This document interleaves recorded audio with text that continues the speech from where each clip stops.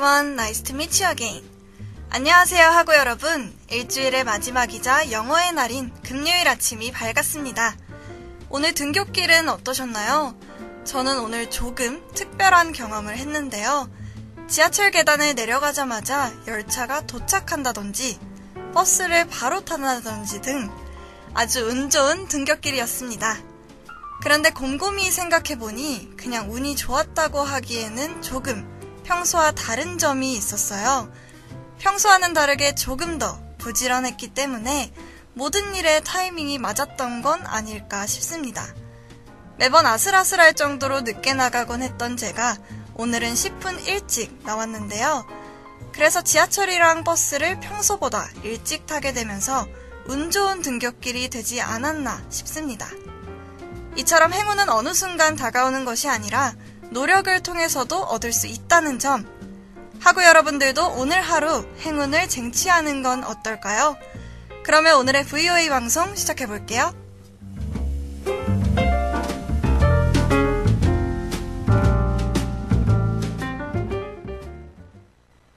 From VOA Learning English, this is the Health and Lifestyle Report. Commuting is a part of life for nearly everyone. At some point, we all need to use the roads to get to where we are going. However, in some places, commuting comes with risks. Each year, over 1 million people around the world die on roadways. This number comes from the Centers for Disease Control and Prevention, or CDC, in the United States. The CDC adds that road traffic injuries are estimated to be the 8th leading cause of death globally. And they are the leading cause of death for young people aged 15 to 29. And it says that by 2030, road traffic injuries could become the 7th leading cause of death around the world. Most of these deaths happen in low and middle-income countries.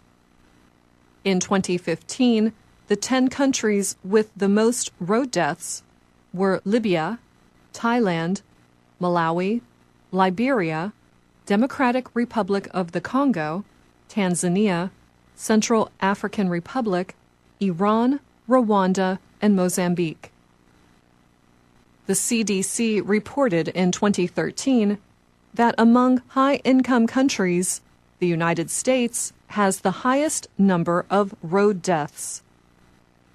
The National Safety Council, or NSC, says that 40,327 people died on U.S. roads in 2016, and in 2017, that number dropped to 40,100. However, the NSC says that drop is not a sign of progress.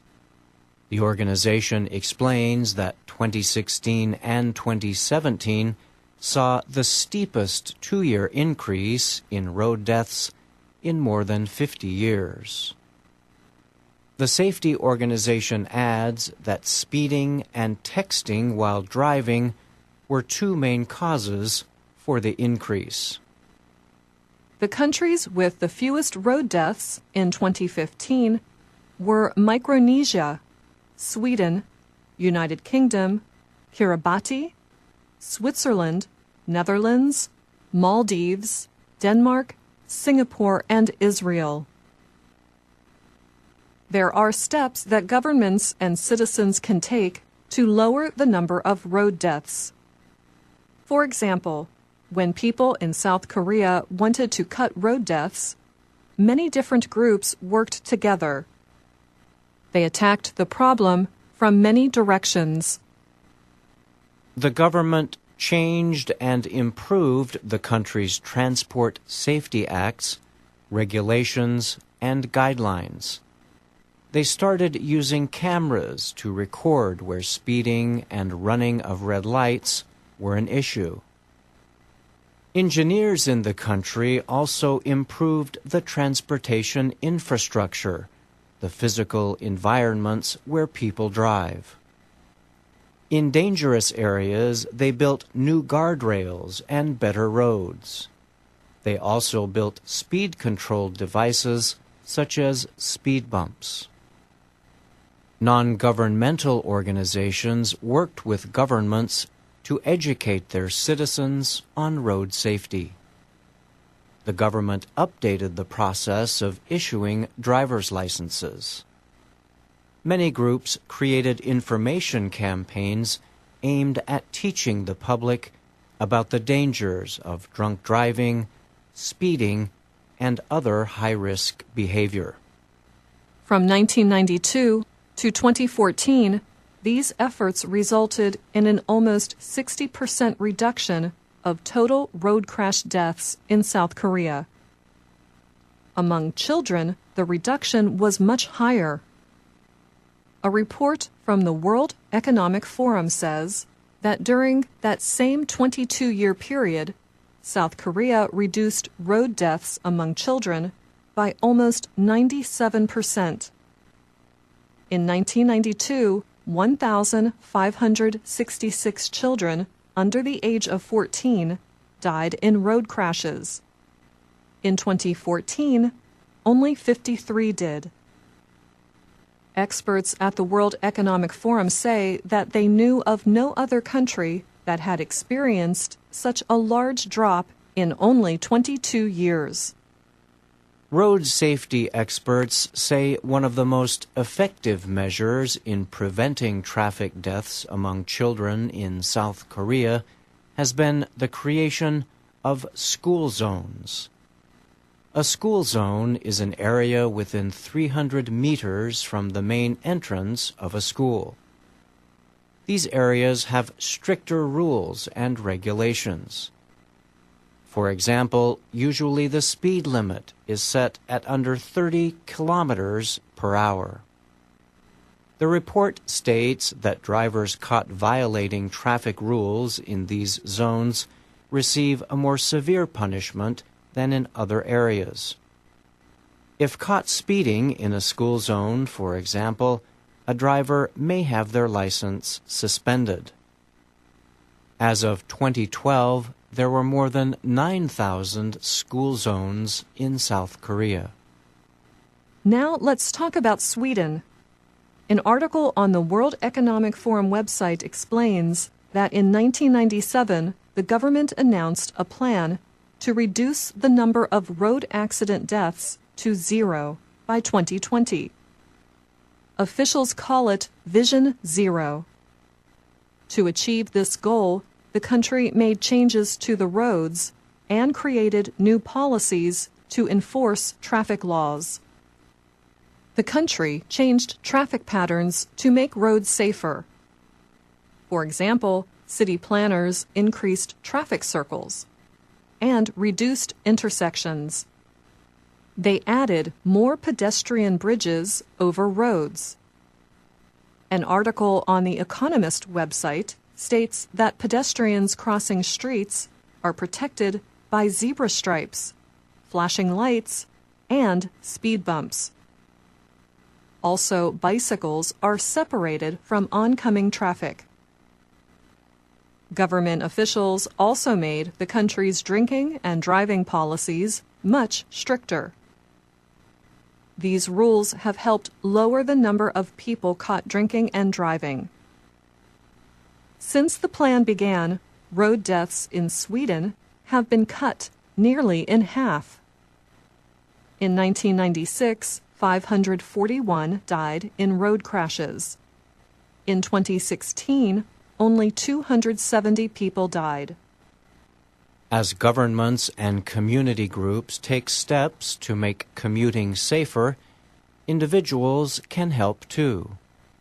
Whether you are a driver or a passenger in a vehicle, or whether you are biking or walking, there are things you can do to make your own commute safer. On its website, the CDC lists these suggestions. Always use a seat belt in every seat. Even on very short trips, make sure to buckle up.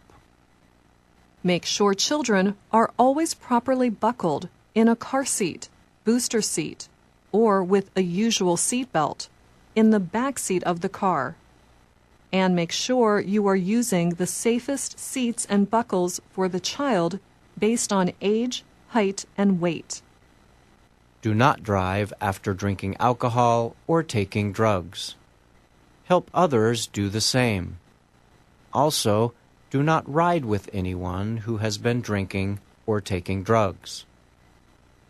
Obey speed limits. Drive without distractions. Do not use a cell phone to send text messages while driving. Be very careful when crossing streets. If you are traveling in another country, become familiar with its traffic laws. Ride only in legal taxis. Try your best to only ride in ones that have seat belts. Avoid riding in overcrowded, overweight, or top-heavy vehicles. Check the Association for Safe International Road Travel website for driving hazards or risks by country. Organizations and governments worldwide realize the importance of road safety. So there are events all over the world aimed at making it safer to get to where you need to be. The organization BRAKE lists some of these events on its website at brake.org. To look at road safety conditions around the world, check out an interactive map sponsored by the WHO. You can find it by going to the website or by typing WHO Death on the Roads into any search engine. And that's the Health and Lifestyle Report. I'm Brian Lynn. And I'm Anna Mateo.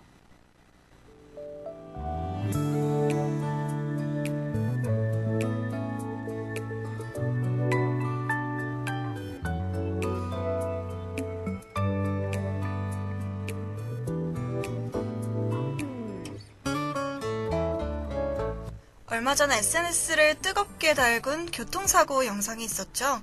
바로 광주 쌍촌동 무단횡단 사건인데요. 그 영상처럼 교통사고는 굉장히 위험하죠. 실제로 매년 전 세계적으로 100만 명이 넘는 사람들이 도로에서 사망한다고 합니다. 게다가 미국 질병통제센터에서는 교통사고가 전 세계적으로 8번째 사망 원인이라며 젊은 층들의 주요 사망 요인이라고 하는데요.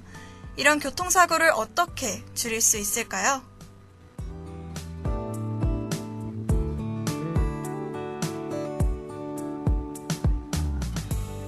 그 예시로 2가지 국가가 있다고 합니다. 첫 번째는 우리나라 한국.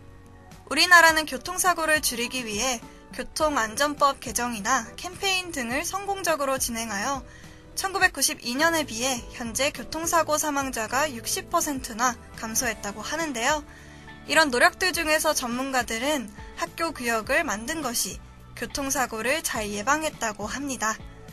두 번째 국가는 스웨덴인데요. 스웨덴은 도로를 안전하게 만들기 위해 육교를 추가하거나 교차로를 줄이는 노력을 했다고 합니다. 또한 음주운전 단속을 엄격하게 진행했다고 하는데요. 이로 인하여 스웨덴의 교통사고 사망자 수는 절반으로 줄었다고 합니다. 이처럼 교통사고는 충분히 사람의 힘으로 해결할 수 있는데요. 운전자와 보행자의 배려와 주의만 충분하다면 교통사고는 없어지지 않을까 싶습니다. 학우 여러분들도 등하교할 때나 어디 가실 때 조심하는 것 잊지 마세요.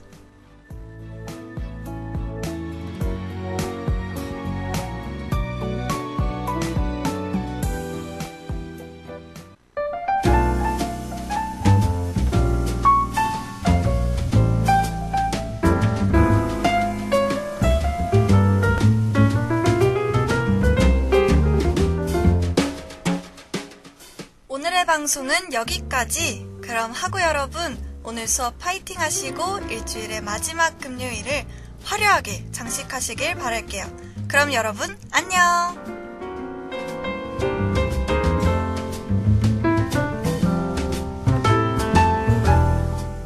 지금까지 제작 장요한, 기술 기례수 진행의 이주미였습니다.